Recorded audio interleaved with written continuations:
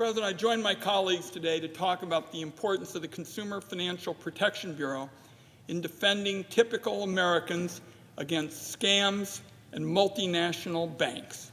This agency's entire purpose is standing up for regular people as a watchdog against the powerful and the corrupt.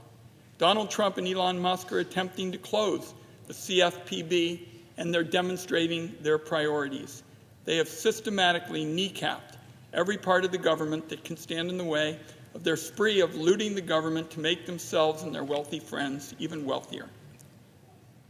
This unlawful freeze threatens Oregonians' economic opportunity and our country's economic stability. Donald Trump pledged to the American people to level the playing field and lower prices.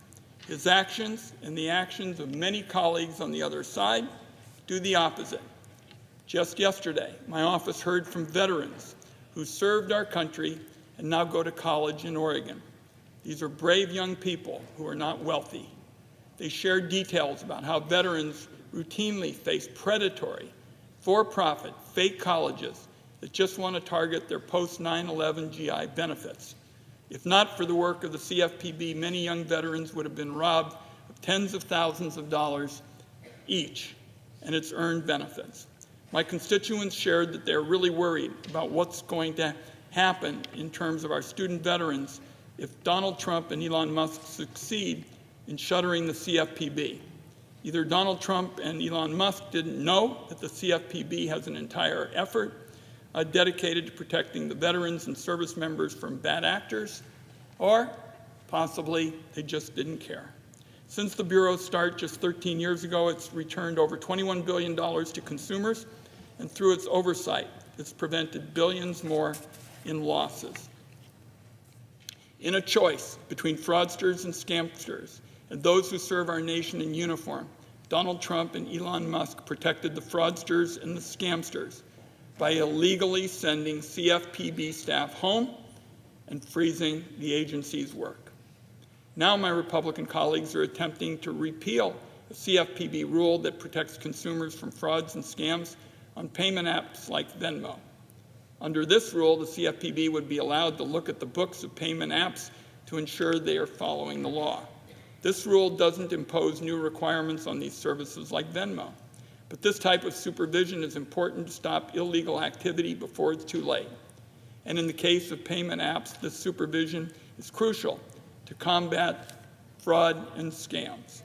Fraud and scams on payment apps are only getting more common. So why are my colleagues pushing to overturn the rule now? Republicans are trying to roll back the rule. I'm sure it has nothing to do with the fact that Elon Musk wants to start a payments app. That's a lot harder to do when you have to follow any pesky laws or rules. And anybody who's used the site formerly known as Twitter recently knows that that Elon Musk doesn't seem to care about the proliferation of fraud or scams. Trump, Musk, and my colleagues across the aisle seem to be working to destroy the CFPB because it enforces consumer protection and data privacy laws, which I have been working to strengthen. Elon Musk has already trampled into Americans' sensitive data at the IRS. It should be clear to all of us by now that Elon Musk, Donald Trump, and the rest of this billionaire crowd seems to have no regard for the law or for the Constitution.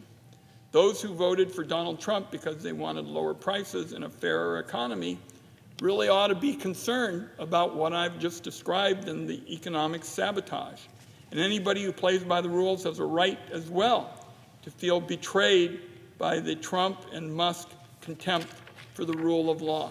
I am glad to be here with my colleagues to blow the whistle on Trump and the Republicans' dangerous, chaotic agenda, and to work with Senator Warren, who has led the effort on this issue for so many years.